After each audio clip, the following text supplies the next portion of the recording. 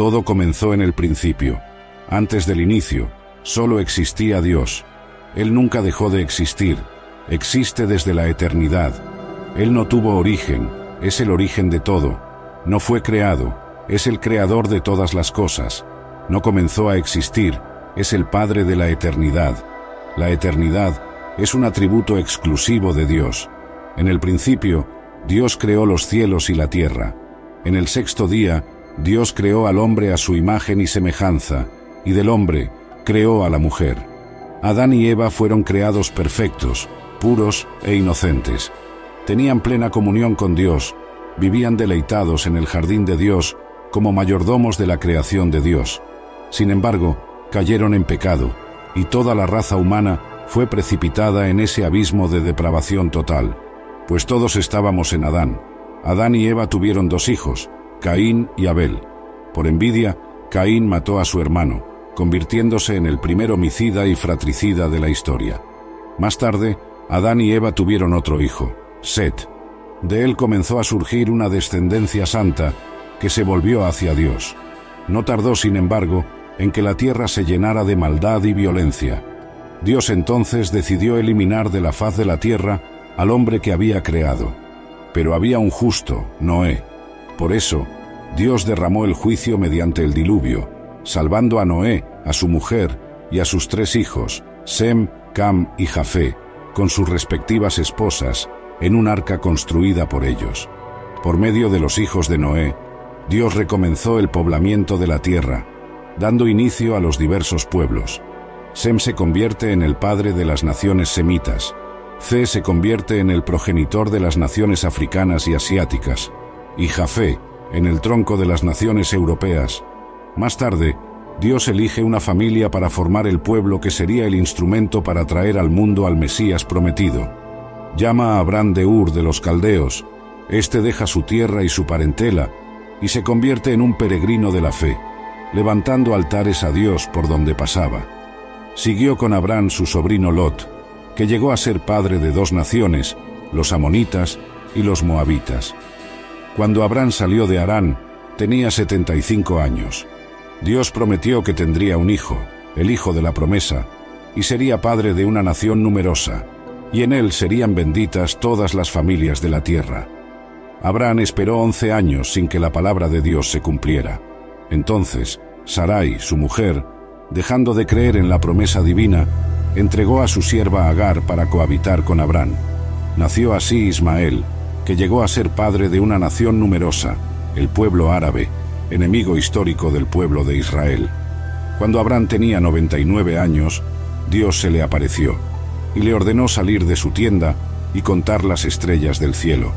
Entonces le dijo que su descendencia sería tan numerosa como las estrellas del cielo y la arena del mar, pero también que su posteridad sería esclava por un período de 430 años.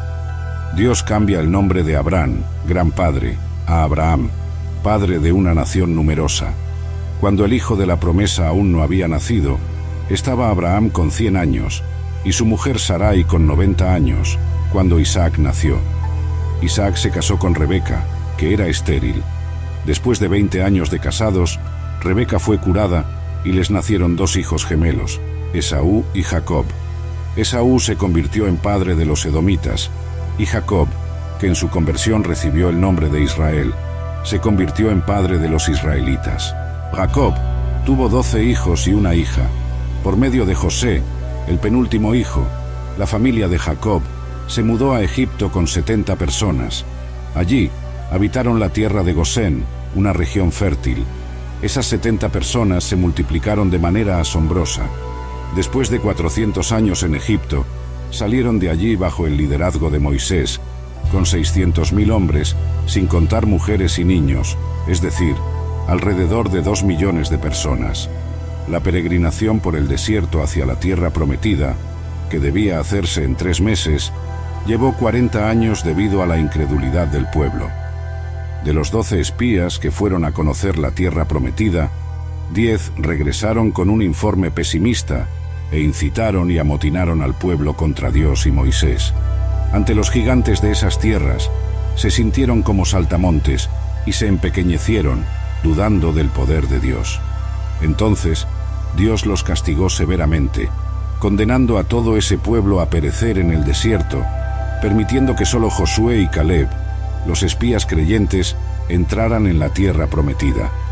El pueblo de Israel anduvo en círculos en el desierto durante 40 años, un año por cada día que espiaron la tierra. El desierto se convirtió en el mayor cementerio del mundo, donde pereció toda aquella generación que salió de Egipto, excepto los 2 hombres que se atrevieron a confiar en Dios. Tras los 40 años de peregrinación, tenemos 6 años de conquista de la tierra bajo el liderazgo de Josué, pero aún quedaba mucha tierra por conquistar. Josué, siervo de Moisés, introdujo al pueblo en la tierra prometida por un llamado de Dios y por una capacitación extraordinaria. Después de la muerte de Josué, comienza una larga fase de 330 años de gobierno teocrático, llamado Período de los Jueces. Fue un tiempo de gran inestabilidad espiritual y de altibajos en la vida de Israel. En el tiempo de los jueces, el pueblo hacía lo que le venía en gana. Debido a la dureza del corazón del pueblo de Israel, este fue oprimido por muchos enemigos.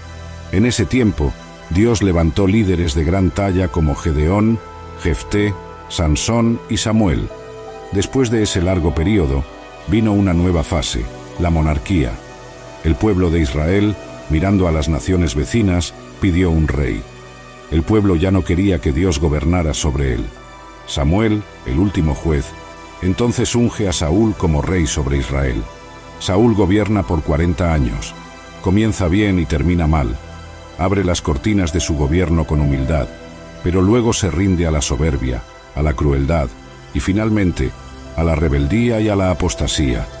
Después de él, David reina en su lugar, también por 40 años, trasladando la capital de Israel de Hebrón a Jerusalén. Su gobierno es exitoso. David fortaleció su reino y se convirtió en el rey más destacado de Israel. Acumuló fortunas, conquistó tierras, venció ejércitos, caminó con Dios. Fue un hombre según el corazón de Dios. A pesar de pecar gravemente contra Dios, contra su familia y contra su pueblo, se arrepintió y fue perdonado por Dios. De su línea vino el Mesías. Tras su muerte, Salomón, su hijo, reina en su lugar por 40 años. Pidió a Dios sabiduría, y Dios le dio sabiduría y riquezas. Se convirtió en un hombre notorio en su tiempo. Edificó el templo de Jerusalén y disfrutó de paz en su gobierno. Sin embargo, debido a sus muchas mujeres, su corazón se corrompió.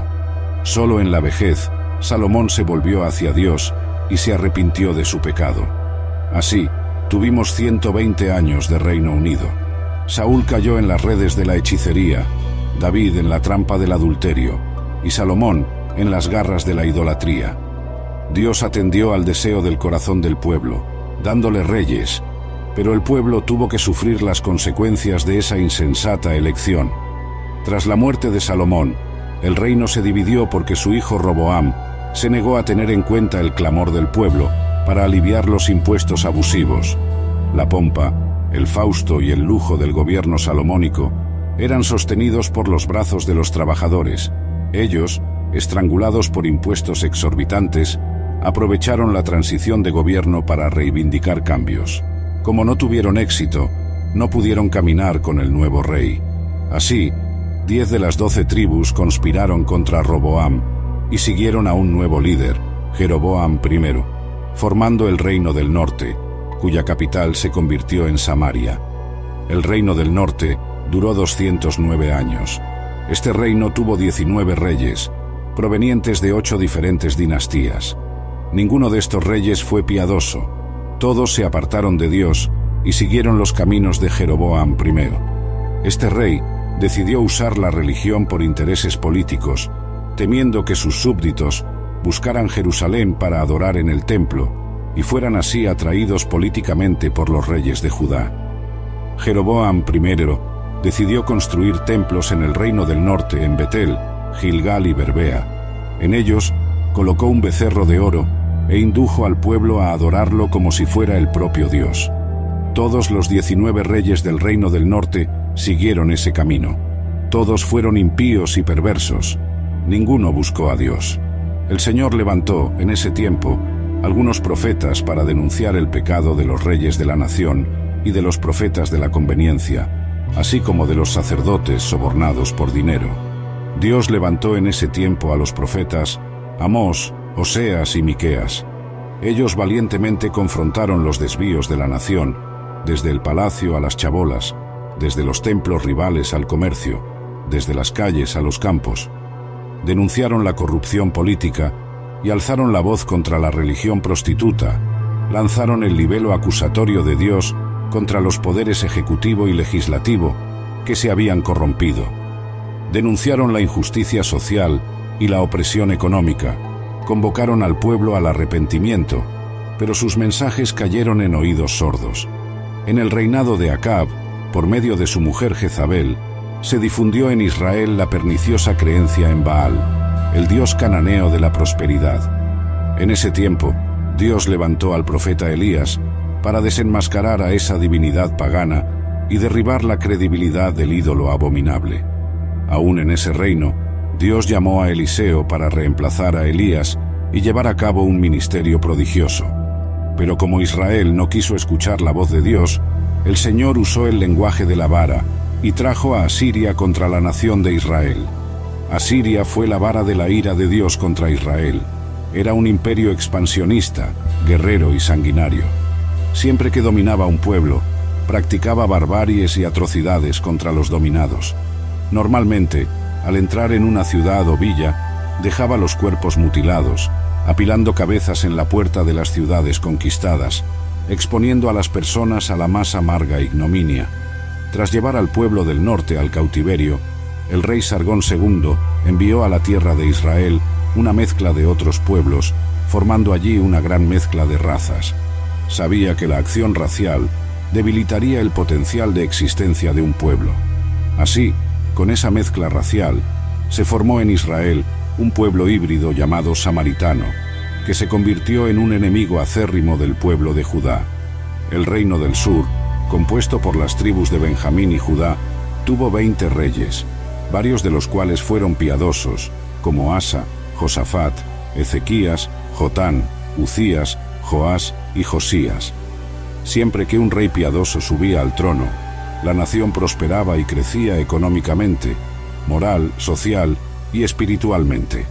En el reino del sur, para cumplir la profecía de que el Mesías vendría de la casa de David, gobernó solo una única dinastía. Para hablar al pueblo de Judá, Dios levantó varios profetas como Isaías, Miqueas, Joel, Sofonías y Jeremías. La nación también se corrompió profundamente, no dando oídos a la voz de Dios. Entonces, de igual forma, Dios los disciplinó y envió al ejército babilónico, entregándolos en manos de sus enemigos. El pueblo de Judá fue llevado al cautiverio babilónico. El reino del sur, llamado Judá, duró 345 años. Después de 2 incursiones, Nabucodonosor invadió Jerusalén, destruyó su glorioso templo y llevó al pueblo al cautiverio, dejando la ciudad bajo tremendo oprobio. El pueblo estuvo en el cautiverio durante 70 años, conforme a la profecía dada por Dios al profeta Jeremías. En el período del cautiverio, Dios levantó a los profetas Jeremías, Ezequiel y Daniel. En ese período, el pueblo fue purificado de la idolatría y surgieron las sinagogas. Tras el tiempo determinado por Dios, el pueblo de Judá volvió a su tierra. En ese tiempo, es decir, Babilonia ya había caído en manos del imperio medo-persa. Ciro, anunciado por Dios 200 años antes de nacer, liberó al pueblo judío y abrió las puertas para su regreso a la tierra de Canaán. El pueblo volvió en 3 tandas, bajo el liderazgo de Zorobabel, para la reconstrucción del templo, bajo el liderazgo de Esdras, para la enseñanza de la ley, y bajo el liderazgo de Nehemías, para la reconstrucción de los muros y la reestructuración política y espiritual del pueblo. Tan pronto como llegó del cautiverio e inició la reconstrucción del templo, el pueblo judío comenzó a enfrentar problemas. Primero, los samaritanos, astutamente, quisieron unirse a ellos en la obra, con el fin de desestabilizarla. Como la propuesta de la asociación fue rechazada, los samaritanos, en una segunda etapa, comenzaron a amenazarlos. A continuación, los samaritanos escribieron al rey Artajerjes, acusando a los judíos de conspiración contra el reino medo-persa. Ante esa nefasta persecución, la obra del templo fue paralizada durante unos 20 años.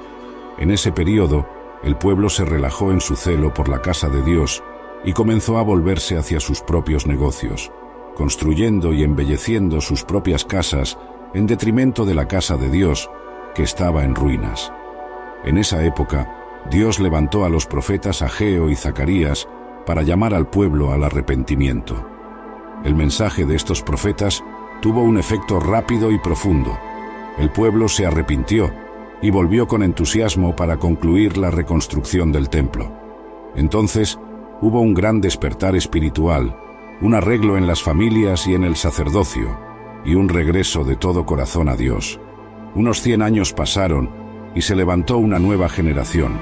Ahora, el pueblo continuaba yendo al templo, haciendo sus sacrificios, pero ya no honraba más a Dios. Ofrecían a Dios en holocausto animales ciegos, enfermos y lisiados, despreciaban la mesa del Señor, considerándola inmunda. Los sacerdotes se corrompieron y dejaron de enseñar la palabra de Dios al pueblo. La familia fue profundamente afectada. Los matrimonios comenzaron a desmoronarse, terminando en divorcio. El pueblo ya no creía más que Dios fuera capaz de juzgarlo, por lo que se relajó en la devolución de los diezmos. Aunque continuaba frecuentando el templo, estaba lejos de Dios. En ese tiempo, Dios levantó a Malaquías para llamar al pueblo al arrepentimiento. Así, se cerró el Antiguo Testamento, 400 años antes de Cristo. Tras el profeta Malaquías, tenemos un largo período de 400 años, llamado período interbíblico o período del silencio profético. En ese tiempo, se escribieron los libros históricos religiosos no canónicos, los libros apócrifos. También se tradujo el Antiguo Testamento del hebreo al griego, dando a luz a la famosa versión denominada Septuaginta. El imperio medo-persa cayó en manos del imperio griego. Alejandro Magno, tras conquistar naciones y reinos, murió precozmente a los 33 años de edad, llorando por no tener más tierras que conquistar. Expandió poderosamente su imperio, difundiendo la cultura helenística y la lengua griega, tan útiles más tarde para la divulgación rápida y sin fronteras del Evangelio. Con la muerte de Alejandro, el reino cayó en manos de 4 generales, siendo importante destacar el dominio de los ptolemaicos egipcios y de los seleucidas sirios, que siempre estuvieron en conflicto. Israel fue dominado ora por uno, ora por otro. En esa época, Antíoco Epífanes ultrajó a los judíos, sacrificando un cerdo en el altar del templo en Jerusalén, lo que era una abominación para ellos. Este hecho dio inicio a la guerra de los macabeos, ganada por Judas Macabeo, después de mucho derramamiento de sangre. Más tarde, en el año 63 a.C., Pompeyo conquistó Jerusalén, y los romanos pasaron a dominar Israel. Herodes el Grande reinó en su lugar. Herodes el Grande fue un gran administrador. Amplió y embelleció el templo de Jerusalén, construyó el puerto de Cesarea, abriendo camino al comercio internacional y facilitando los viajes de los misioneros al mundo. Construyó la fortaleza de Masada y muchos palacios y fortalezas. Sin embargo, Herodes era un hombre inseguro y violento. El miedo a perder el trono lo atormentó durante toda su vida. Se casó 10 veces, tuvo muchos hijos. Cuando se casó con Mariamna, mujer de la nobleza, mandó matar a todos los nobles de su familia, por miedo a perder su trono. A petición de su suegra, nombró a Arquelao, su sobrino de solo 17 años, como sumo sacerdote de Jerusalén. Más tarde, al ver que éste conquistaba la simpatía del pueblo, mandó matarlo. Su suegra, temerosa, huyó a Egipto, pero Herodes envió a sus emisarios tras ella para matarla.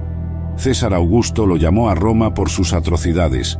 Antes de ir, sin embargo, mandó matar a su mujer Mariamna, por temor a que conspirara contra él en su ausencia. Más tarde, envió a 2 de sus hijos a Roma para estudiar. Su hermana Salomé enseñó que ellos volverían más preparados para asumir el trono. Herodes no dudó. mandó estrangular a sus 2 hijos. Antes de morir, hizo jurar a su hermana Salomé que mataría al menos a un noble de cada familia de Jerusalén, porque quería llanto en su funeral. Ese fue el hombre que se alarmó cuando supo por los magos que un niño había nacido en Belén de Judea para ser rey de Israel. Después de que Herodes el Grande muriera, alrededor del año 4 a.C., su reino fue dividido entre 4 de sus hijos. Arquelao, uno de los hijos de Herodes, reinaba sobre Judea, Samaria y Edom. Fue un pésimo rey. Los judíos, al final, pidieron a los romanos que lo retiraran del cargo. Roma, preocupada por los constantes problemas en Judea, instaló allí un procurador o gobernador romano. Así fue como los romanos comenzaron a gobernar directamente Judea. En ese momento, Pilatos era el gobernador. Esta catastrófica situación estatal y política, en la que el pueblo elegido de Dios se encontraba bajo el poder odioso de los herodianos y a merced de la esclavitud del dominio de los romanos, hizo que se manifestara como nunca antes una esperanza política por el Mesías, un grito de liberación y redención de la servidumbre impía. Fue entonces en esa época que Jesús, en la plenitud de los tiempos, cumpliendo las profecías bíblicas, nació en Belén de Judea. El Verbo eterno se hizo carne y habitó entre los hombres. Vivió entre nosotros, lleno de gracia y de verdad. Se vistió de piel humana, calzó las sandalias de la humildad, pisó nuestra tierra, comió nuestro pan, bebió nuestra agua, sintió nuestro dolor, lloró nuestras lágrimas, cargó sobre su cuerpo en la cruz nuestros pecados y resucitó en gloria para nuestra justificación. Tanto la cultura helenística como la romana se unieron a la contribución de los judíos en la venida del Mesías al mundo. Cuando Jesús nació, Palestina estaba bajo el dominio de Roma. Con la persecución de Herodes el Grande, José y María huyeron con el niño Jesús a Egipto, quedándose allí hasta la muerte del impío rey. Regresaron de Egipto y se establecieron en Nazaret, ciudad donde habían vivido anteriormente. Allí, Jesús creció como hijo de un carpintero. A los 30 años de edad, inició su ministerio, habiendo sido bautizado en el Jordán por Juan el Bautista, identificándose así con los pecadores a quienes vino a salvar. Allí, en el Jordán, mientras Jesús oraba, los cielos se abrieron y el Padre habló: «Este es mi Hijo amado, en quien me complazco». En ese mismo instante, el Espíritu Santo descendió sobre él en forma de paloma, revistiéndolo de poder para iniciar su ministerio. Del Jordán, Jesús fue conducido al desierto por el Espíritu Santo, donde ayunó durante 40 días y 40 noches, tiempo en que fue tentado por el diablo. Por 3 veces, el diablo atacó a Jesús para derribarlo, pero el Hijo lo venció en el desierto, usando siempre la espada del Espíritu, la palabra de Dios. El diablo derribó al primero en el paraíso, pero fue derrotado por el segundo Adán en el desierto. Del desierto, Jesús, lleno del Espíritu Santo, siguió hacia Galilea, llegando a Nazaret, donde vivió la mayor parte de su vida terrenal. Entró en la sinagoga, tomó el rollo del libro de Isaías y leyó: «El Espíritu del Señor está sobre mí, por lo que me ungió para predicar, para curar y para liberar». Jesús llamó a 12 hombres, a quienes dio el nombre de apóstoles, invirtiendo la mayor parte de su tiempo para entrenarlos y discipularlos. Recorrió Galilea, Perea, Samaria y Judea. Predicó en ciudades, aldeas y campos. Predicó en sinagogas y en el templo. Predicó al aire libre, en la playa y también en hogares. Predicó a multitudes y también a pequeños grupos. Jesús anduvo por todas partes, haciendo el bien y liberando a todos los oprimidos por el diablo. Curó a los enfermos, alimentó a los hambrientos, dio vista a los ciegos, enderezó a los paralíticos, hizo caminar a los cojos, dio audición a los sordos, purificó a los leprosos, liberó a los poseídos y resucitó a los muertos. Fue la suprema revelación de Dios a los hombres. Recibió el nombre de Emmanuel, Dios con nosotros. Él es el propio Dios manifestado en carne. Jesús vino con una misión definida: morir por todos aquellos a quienes el Padre le dio. Nació para morir, murió para que pudiéramos vivir. El apóstol Pablo fue enfático al decir que murió por nuestros pecados, según las Escrituras: Fue sepultado y resucitó al tercer día, según las Escrituras. Su muerte no fue un accidente, ni su resurrección una sorpresa. El diablo usó diversos artificios para apartarlo de la cruz, pero Jesús marchó hacia ella como un rey camina hacia la corona. En la cruz, Jesús aplastó la cabeza de la serpiente y triunfó sobre los principados y potestades, exponiéndolos al desprecio. En la cruz, Jesús consumó la obra de la redención. En la cruz, nos liberó. La muerte no pudo detenerlo. Al tercer día, Jesús resucitó para nuestra justificación. Antes de subir a los cielos, sin embargo, instruyó a los discípulos a permanecer en Jerusalén, esperando la promesa del Padre, hasta que fueran revestidos de poder. En Hechos, capítulo 1, versículo 8, Jesús habla sobre la capacitación de poder dada por el Espíritu Santo y también da la estrategia de acción a seguir. Ser testigos tanto en Jerusalén como en toda Judea, Samaria y hasta los confines de la tierra. Tras Pentecostés, la iglesia explotó en Jerusalén con un crecimiento asombroso. Multitudes eran continuamente agregadas a ella. El crecimiento y la expansión de la iglesia de Jerusalén son registrados por Lucas hasta el capítulo 7 del libro de Hechos. Como la iglesia aún estaba limitada a Judea, Dios envió una persecución contra ella, y los creyentes fueron dispersados, llevando la palabra por donde iban. Así es como Felipe llegó a Samaria, rompiendo los muros de enemistad y predicando allí el evangelio con poder. El pueblo se alegraba al oír y ver las cosas que Dios hacía por medio de Felipe. El diácono predicador hablaba y hacía, predicando a los oídos y a los ojos. Por la imposición de manos de los apóstoles Pedro y Juan, los samaritanos también recibieron el Espíritu Santo. El evangelio se extendió más allá de las fronteras de Israel con la conversión del perseguidor de la iglesia, Saulo de Tarso, en el camino a Damasco. Más tarde, una iglesia gentil, la iglesia de Antioquía de Siria, se convirtió en la madre de las misiones transculturales. Después de esto, Bernabé y Saulo partieron para el primer viaje misionero en las regiones de Galacia, pasando por Perge, Derbe, Iconio y Listra, estableciendo iglesias y constituyendo presbíteros. En el segundo viaje misionero, Pablo y Silas fueron a las provincias de Macedonia y Acaya, plantando iglesias en Filipos, Tesalónica, Berea y Corinto. Desde Antioquía de Siria, Pablo escribió la carta a los Gálatas, a Corinto y las dos cartas a los tesalonicenses. En el tercer viaje misionero, Pablo visitó la provincia de Asia Menor, permaneciendo 3 años en Éfeso, la capital de la provincia, desde donde escribió las dos cartas a la iglesia de Corinto.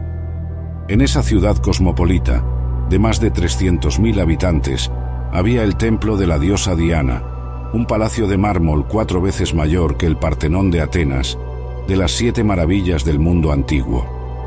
En los años que Pablo pasó en Asia Menor, se plantaron iglesias en toda la provincia, como las de Pérgamo, Tiatira, Sardes, Filadelfia, Laodicea, Colosas y Hierápolis. Debido a la hambruna que asoló el mundo en tiempos del emperador Claudio, los judíos fueron expulsados de Roma, según se registra en el libro de Hechos, capítulo 18, versículo 2. Pablo entonces hizo una gran colecta entre las iglesias gentiles para llevar a los pobres de Judea. Al embarcarse rumbo a Jerusalén, comunicó a los ancianos de Éfeso que, de ciudad en ciudad, lo que lo aguardaba eran cadenas y tribulaciones. Sin embargo, no consideraba su propia vida para cumplir su ministerio de anunciar el evangelio de la gracia de Dios. Antes de embarcar hacia Jerusalén, escribió su epístola más robusta, la carta a los romanos, donde compartió su deseo de visitar la capital del imperio y compartir con la iglesia la palabra, siendo por ella enviado hasta España. A pesar de llevar significativa ayuda financiera a los pobres de Judea, Pablo fue arrestado en Jerusalén y de allí trasladado a Cesarea, donde fue acusado durante 2 años por los judíos bajo la égida de los gobernadores Félix y Festo.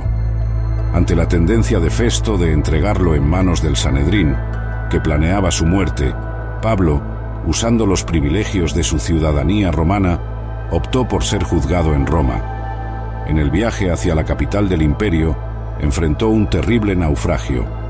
El barco se despedazó por completo, pero todos los pasajeros y tripulantes fueron salvados milagrosamente, conforme a la promesa de Dios a Pablo. En la isla de Malta, donde llegaron, una víbora mordió la mano de Pablo, pero Dios neutralizó el veneno letal de la serpiente y aún usó a su siervo para curar a todos los enfermos de la isla. Así, los malteses enviaron a Pablo a Roma con todas sus necesidades cubiertas. Allí, permaneció preso durante 2 años en una casa alquilada.